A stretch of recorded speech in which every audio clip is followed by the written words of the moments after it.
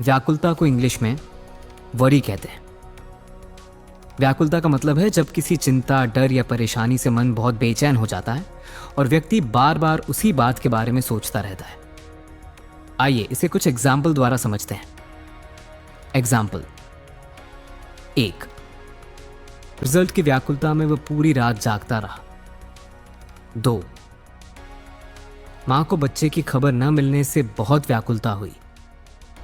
3, नौकरी की व्याकुलता में वह हर दिन नए फॉर्म भर रहा है। ऐसे ही आप लोग अपना सहयोग बनाए रखिए, क्योंकि दैनिक जीवन में उपयोग होने वाले शब्दों के सरल अर्थ और उनकी सहज व्याख्या हम आगे भी आपके साथ साझा करते रहेंगे। धन्यवाद।